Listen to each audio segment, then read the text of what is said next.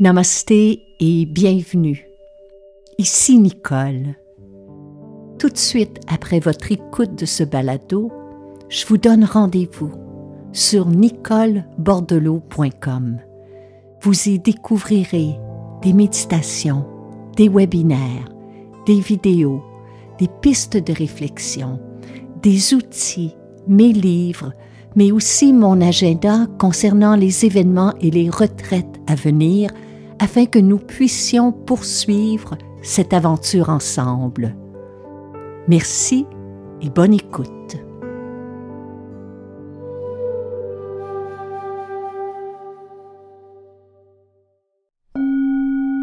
Heureuse de vous retrouver. Bienvenue à un autre épisode de Nicole Bordelot en balado.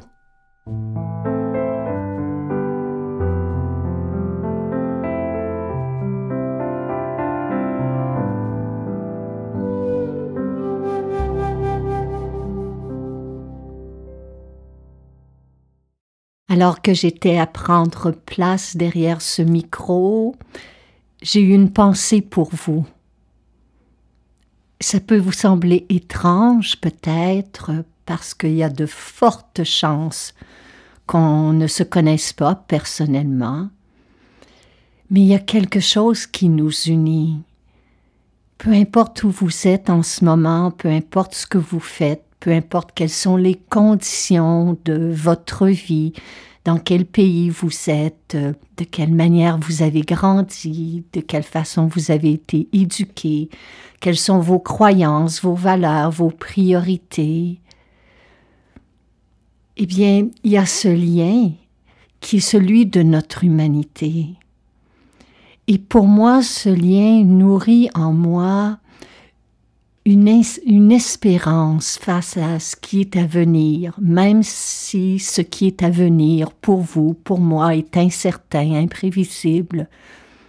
Je me dis qu'il y a quelque chose qui nous unit plus profondément que nos différences, nos divergences d'opinion, et c'est notre humanité, dans le sens que nous vivons tous et toutes sensiblement les mêmes expériences. Lorsque je parle d'espoir, vous savez ce à quoi je fais allusion. Lorsque je parle dans d'autres épisodes de la peur ou de la dispersion, de l'agitation, de l'anxiété, de l'inquiétude, de la joie, de la curiosité, je ne vous connais pas, mais je sais que ces termes-là résonnent en vous parce que vous vivez sensiblement les mêmes expériences que moi. Et si je vous dis tout cela, c'est parce que je veux vous dire merci d'être là. Merci d'accepter ce rendez-vous, de dire oui à cette invitation auditive que l'on vous lance. Merci de nous écrire, d'inscrire vos commentaires sur les différents portails. Il n'y a rien de cela qui est pris pour acquis, parce que justement, nous vivons sensiblement, à quelque part, la même vie. Et aujourd'hui, nous voyageons ensemble ce voyage initiatique qui est celui de la vie intérieure. Et en me préparant pour cette rencontre, j'ai fouillé dans différents carnets et je suis tombée sur un moment dans mon existence où j'inscrivais noir sur blanc mon intention de m'engager sérieusement à transformer ma vie, à faire jaillir le meilleur de moi. Et l'outil que j'avais et qui m'était offert à cette époque-là et qui est toujours sensiblement le même aujourd'hui, fut celui de la méditation, celui d'aller à la rencontre de qui nous sommes dans le fin fond de notre être.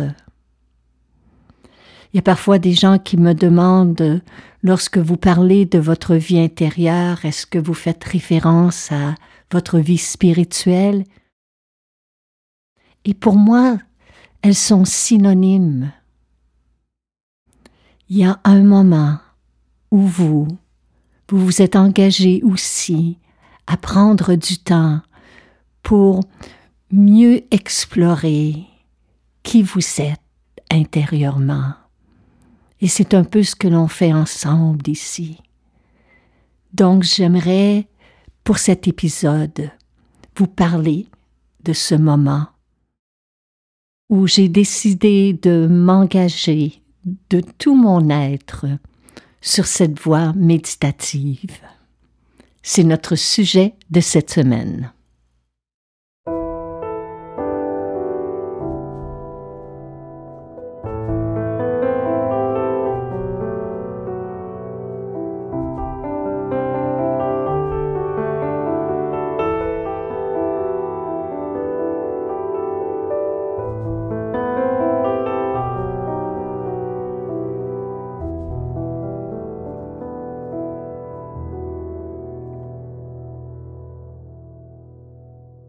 Je ne sais pas si c'est le moment précis, l'épisode que je vais vous partager, mais ce fut sans doute un moment déterminant.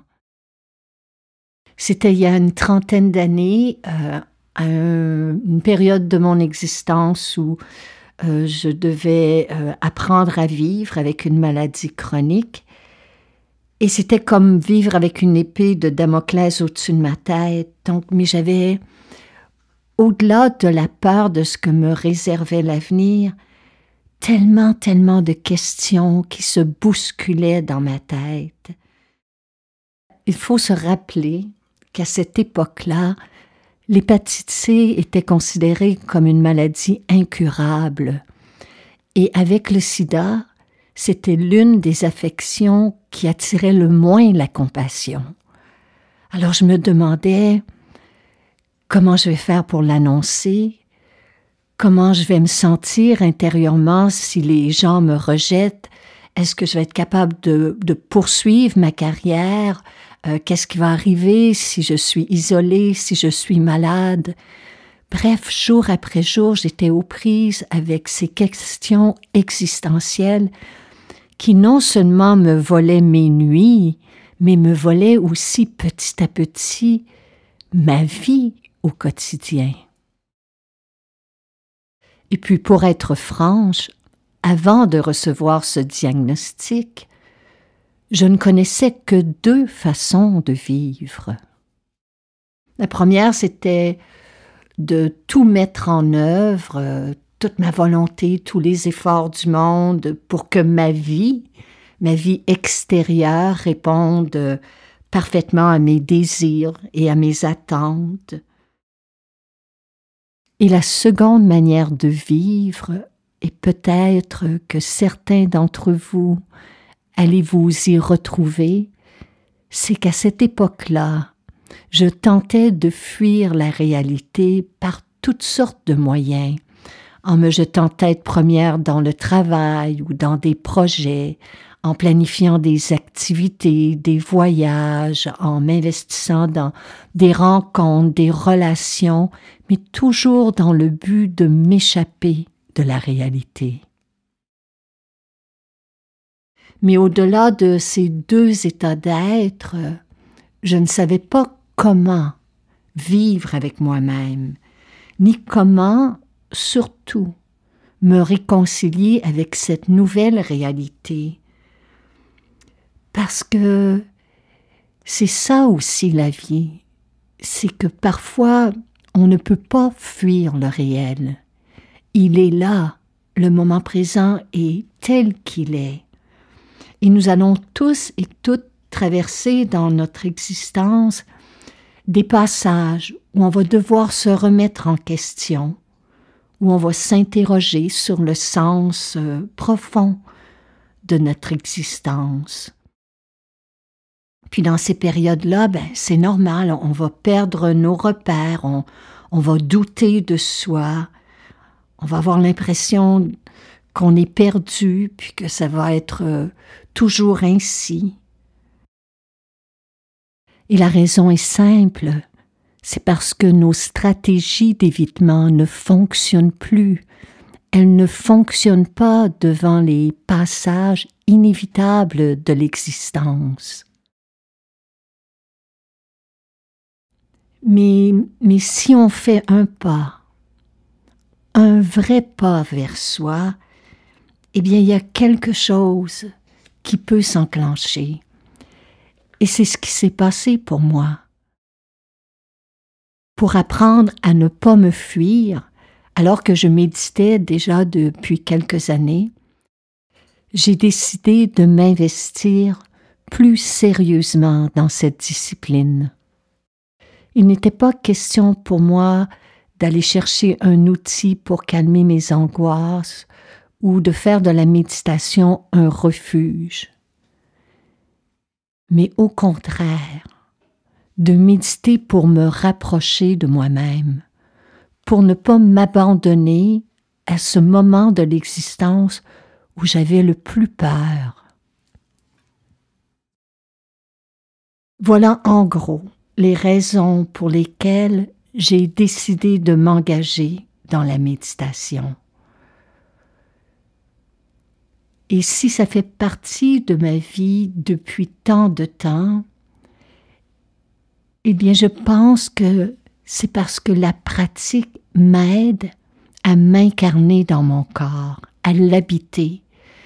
Et je suis à l'étape présentement de mon existence où je fais mes premiers pas dans ce qu'on appelle vieillir, qui est un passage à la fois inspirant, à la fois déstabilisant, à la fois confrontant. Et mon premier défi est toujours celui d'habiter pleinement et de vivre consciemment les bons comme les moins bons moments, les moments qui sont agréables, confortables, et ceux qui sont plus douloureux et plus inconfortables. Puis j'ai dû, au cours des années, faire l'essai de nombreuses méthodes, de nombreuses techniques de méditation. Et sans exagération, là, j'ai lu des centaines d'ouvrages sur le sujet. Puis à un moment donné, j'ai réalisé que mon plus grand obstacle était celui de faire trop d'efforts. J'étais prisonnière de ma volonté de bien vouloir faire les choses. Et j'ai passé ainsi quelques années à m'enfermer dans des méthodes frustrantes, des rituels et des règlements qui, pour moi, m'agaçaient plus qu'ils faisaient surgir la paix en moi. Et j'ai découvert aussi que méditer, tous les outils que l'on dit entre guillemets spirituels peuvent devenir des fuites ou de simples divertissements.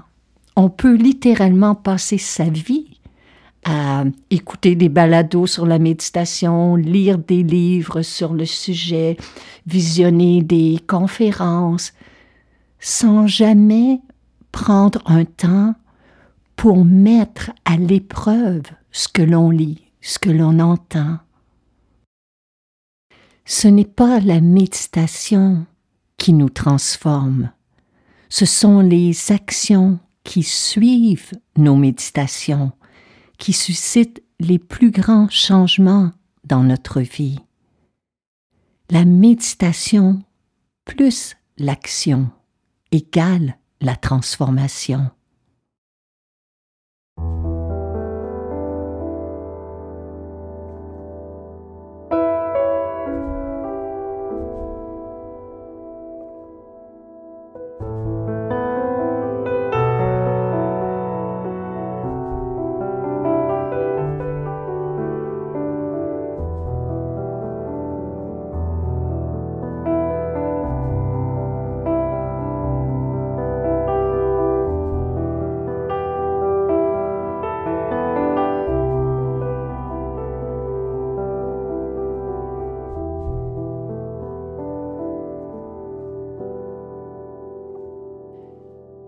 Je crois que très souvent, un des obstacles sur le chemin dit spirituel, c'est qu'on espère trouver une baguette magique, une solution miracle qui va pouvoir nous donner le bonheur, la paix intérieure de manière durable.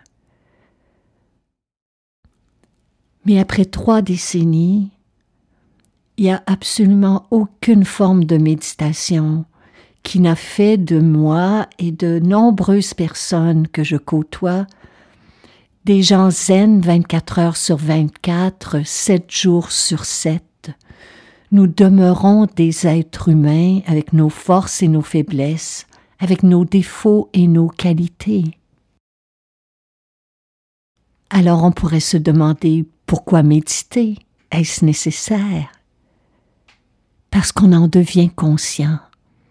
Et lorsque nous sommes conscients de notre humanité commune, nous sommes plus humbles, plus patients, les uns envers les autres.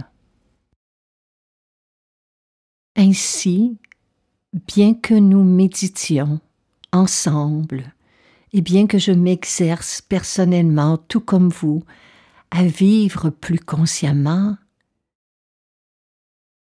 eh bien, je fais encore l'expérience de la colère, de la déception, du chagrin et de la peur. La différence, c'est qu'aujourd'hui, ces épisodes sont nettement plus courts qu'avant, beaucoup moins intenses qu'auparavant, et que j'ai des outils maintenant pour m'en sortir plus consciemment. D'une manière très concrète, je pense que l'acte le plus simple, le plus banal qui soit, qui est celui de s'asseoir un moment avec soi, peut grandement, au fil du temps, au fil de la répétition, créer un changement de longue durée dans notre vie. Il ne faut pas s'attendre à des résultats spectaculaires ni à des transformations extraordinaires.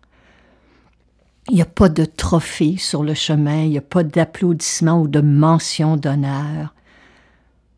En vérité, puis moi, c'est ce qui me fait le plus grand bien. Il n'y a rien à attendre, rien à obtenir. Il ne s'agit pas de méditer pour acquérir une nouvelle compétence, mais pour découvrir une nouvelle façon d'être avec soi et avec le monde. Et c'est là, selon moi, pourquoi méditer. Et c'est pourquoi, selon moi, devrais-je dire, pourquoi méditer est l'une des aventures les plus fascinantes. J'aimerais que l'on médite ensemble sur ces paroles. Un jour, on demanda au Bouddha, « Qu'avez-vous obtenu en méditant ?» « Rien, répondit-il, je n'ai rien obtenu. En revanche, j'ai perdu beaucoup en méditant. J'ai perdu l'arrogance, la peur, la colère, l'envie, la jalousie, le désespoir. Par cet enseignement, le Bouddha ne voulait pas dire qu'en méditant, on n'obtient rien, dans le sens qu'on perd son temps, rassurez-vous.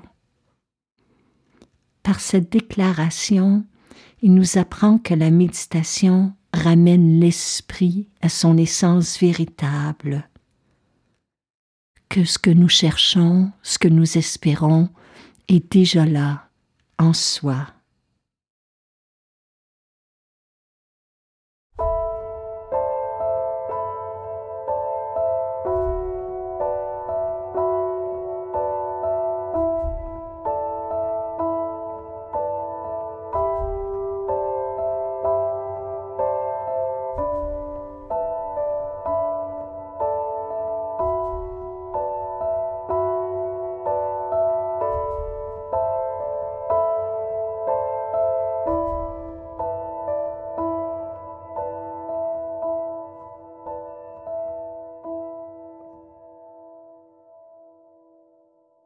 S'il y a un commentaire que les gens me partagent souvent face à la méditation, c'est le suivant. Je n'ai pas le temps de méditer. Eh bien, moi, je vous dis simplement, si vous avez le temps de respirer, vous avez le temps de méditer.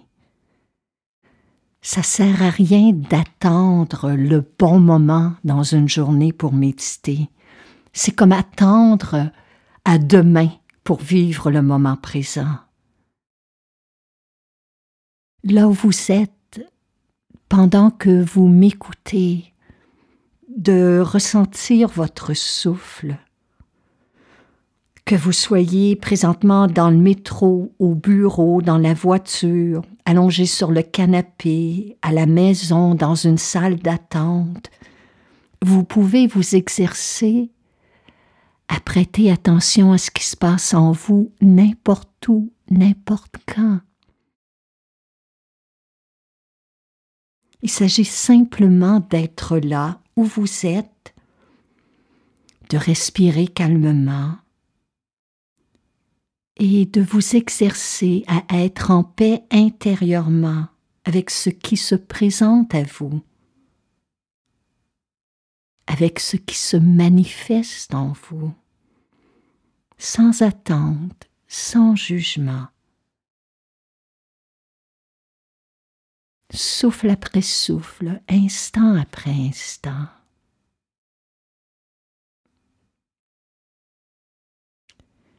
Puis cela dit, il y a des gens qui me diront « Mais Nicole, moi j'arrive pas à demeurer immobile, ni à faire le vide dans ma tête. » Il n'est pas question d'immobilité dans le sens de la fixité du corps ou la rigidité. L'immobilité méditative dont on parle est celle de la quiétude face au tumulte intérieur. Pour certaines personnes, ça peut être de méditer en marchant, méditer en s'exerçant dans des disciplines qui sont très douces comme le tai chi, le qigong ou le yoga. On peut commencer ainsi et petit à petit progresser vers une immobilité entre guillemets assise. Mais je vous dis tout cela, et la position immobile n'est pas le but de la méditation, en tout cas tel que je le conçois. C'est une grave erreur parce que je connais des gens qui peuvent demeurer rigoureusement immobiles en position de lotus pendant 1 heure ou 2, mais qui sait, peut-être qu'à l'intérieur d'eux, ils sont face à un tourbillon d'émotions, où ils font leur liste d'épicerie dans leur tête, où ils mettent à jour leur relevé bancaire. Moi, je vous dis, n'en faites pas une chose compliquée. Adoptez une posture, qu'elle soit debout, assise ou couchée, qui respecte votre corps, mais qui vous permet de demeurer éveillé, alerte. Une posture qui favorise la stabilité, la vastitude, l'espace intérieur.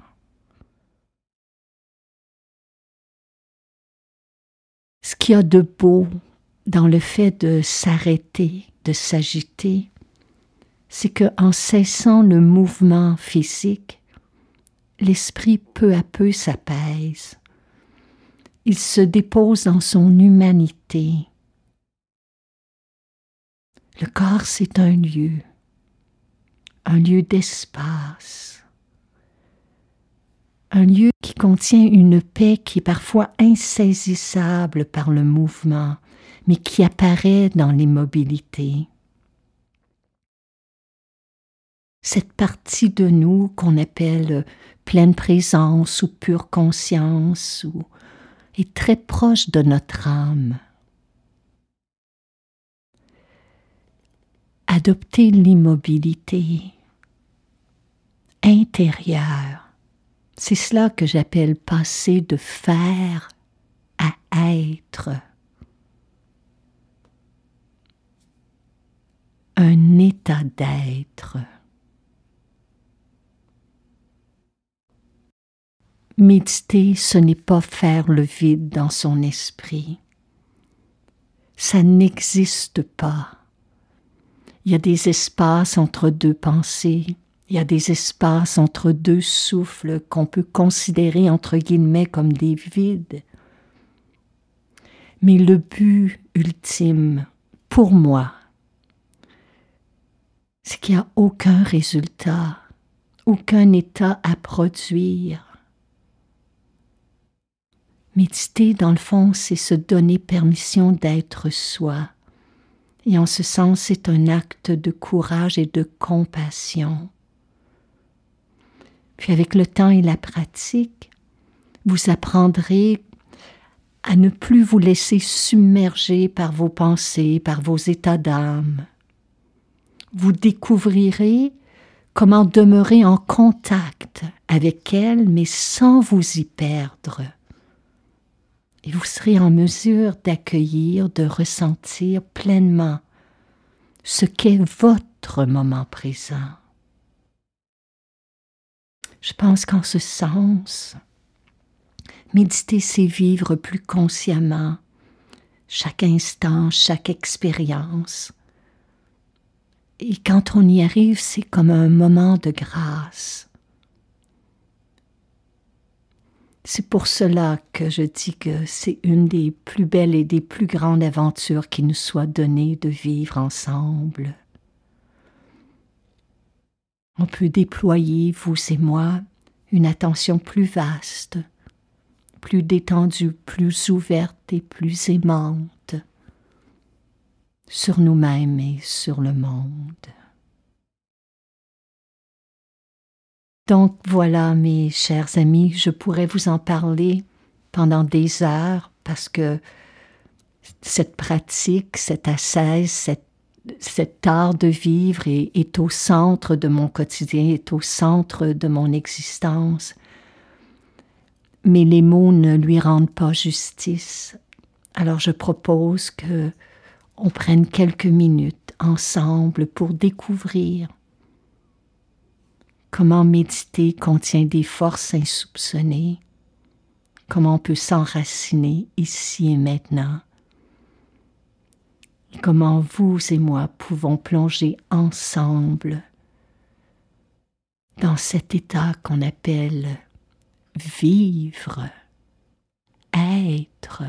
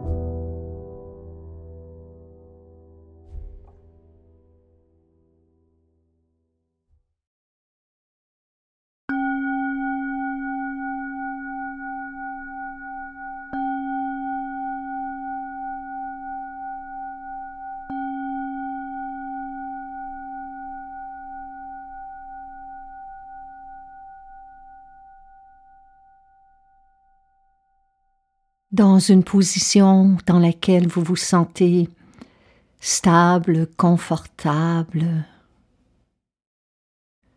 Laissez aller tout ce qui s'est passé avant cet instant.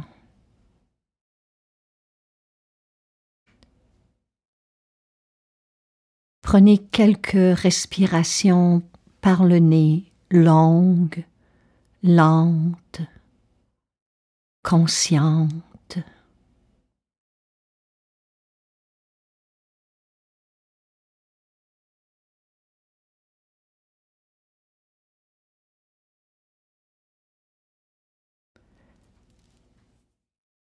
Prenons ensemble une autre inspiration. Conservez-la juste 1-2 secondes, puis laissez-la partir avec abandon.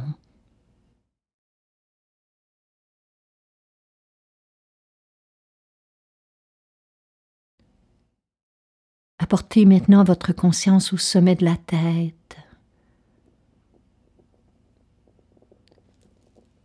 pour accueillir les sensations, celles de votre visage, celles de l'air de la pièce qui touche à votre peau.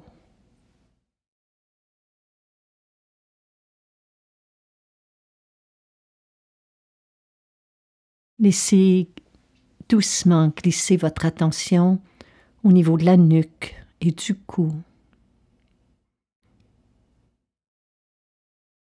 Sans changer quoi que ce soit, ressentez vos bras, l'intérieur de vos mains.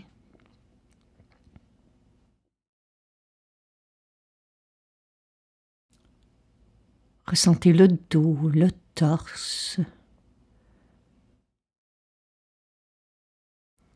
Et qu'une partie soit confortable, insensible ou inconfortable. Soyez patient, tendre, attentif, curieux. Sentez vos jambes.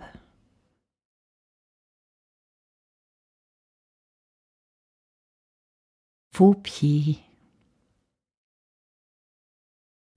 Sentez l'entièreté du corps que vous habitez en cet instant.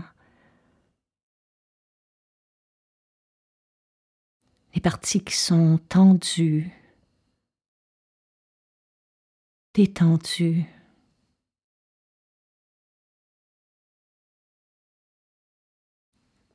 Les parties qui sont agitées, posées.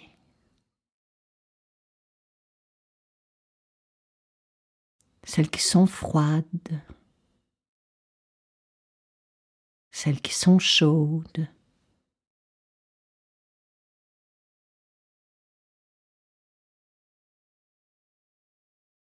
Les parts de vous qui sont sensibles en cet instant.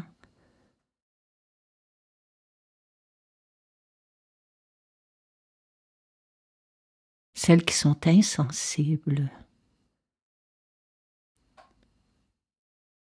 Ne fournissez aucun effort. Ce n'est pas une question de volonté,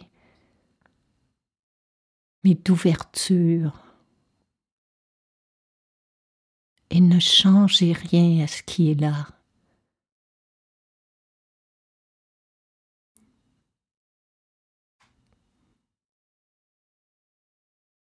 Le moment parfait, c'est le moment présent. Et le moment présent tel qu'il est parfait.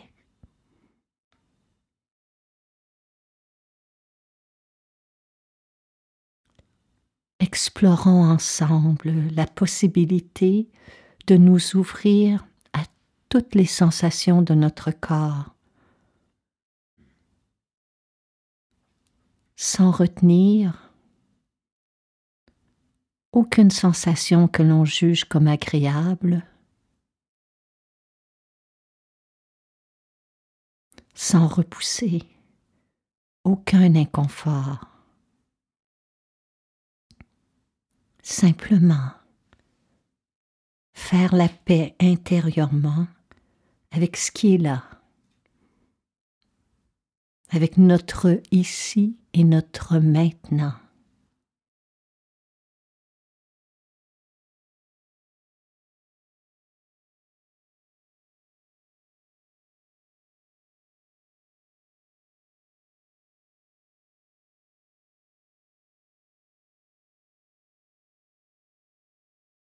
Ouvrons, déployons notre attention pour laisser venir à nous,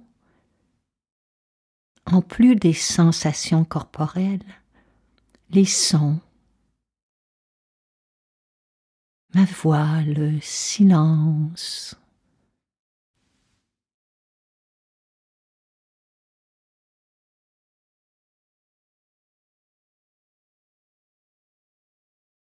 Les sons, les bruits, ceux qui proviennent de l'extérieur.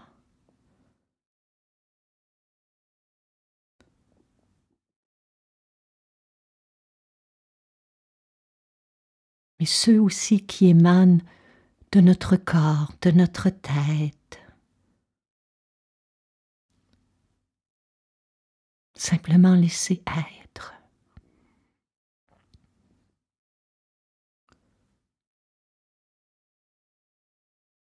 Même si vous avez la possibilité de le faire, ne bougez pas, mais détendez-vous davantage. 5 à 10%, plus de détente intérieure, pour qu'apparaissent et disparaissent toute sensation.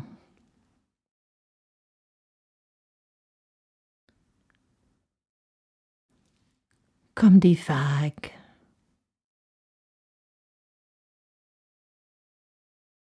Les sensations vont naître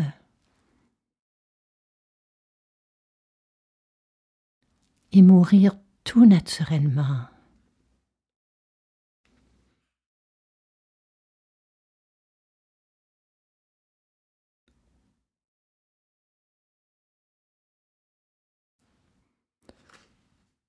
À présent, laissez défiler dans votre tête toute pensée, toute voix, toute image.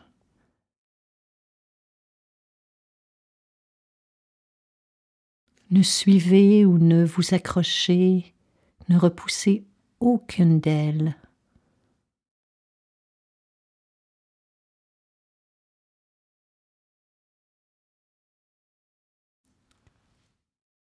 Ressentez le corps. Écoutez ma voix.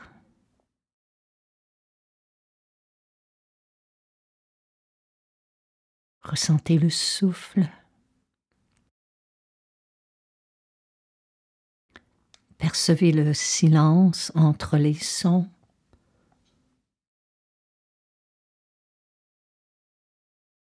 Voilà ce qu'est la méditation.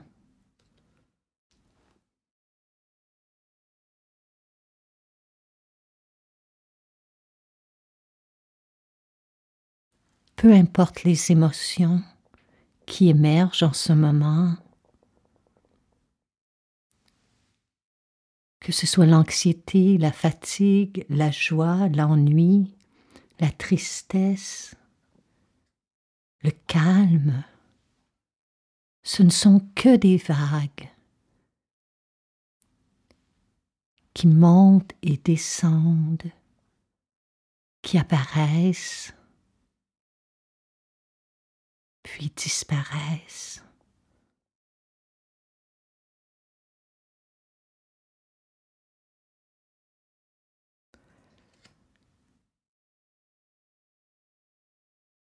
Juste pour cet instant, vous et moi ensemble, accordons-nous la permission d'être.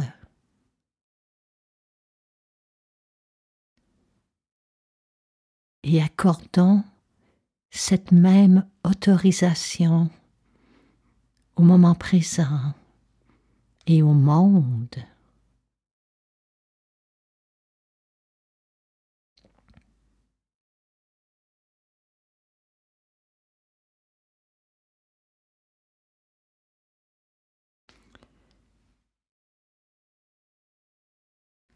En demeurant silencieux, immobile, vous êtes à cultiver un pouvoir immense, celui d'une attention vaste, profonde immuable. Et vous construisez, souffle par souffle, instant après instant, un quai sur lequel vous pouvez vous appuyer, peu importe la hauteur des vagues.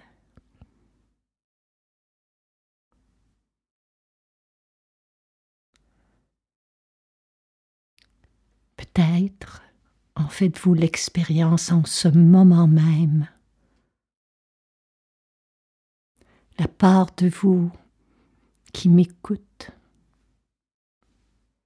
celle qui observe et ressent les sensations, celle qui observe et perçoit les émotions,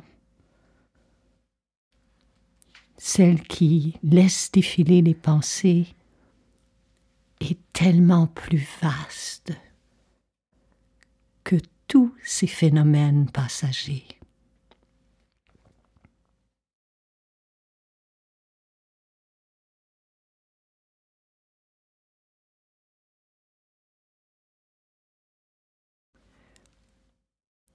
Revenez encore et encore à cette exploration de qui vous êtes en méditation et petit à petit, cette part de vous fera partie de toutes les sphères de votre vie. Je vous invite à revenir méditer avec moi chaque jour.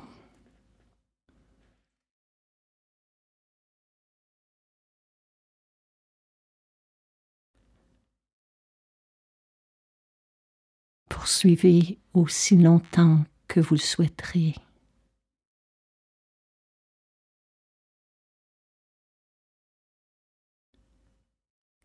Que la vie vous soit douce. Namaste.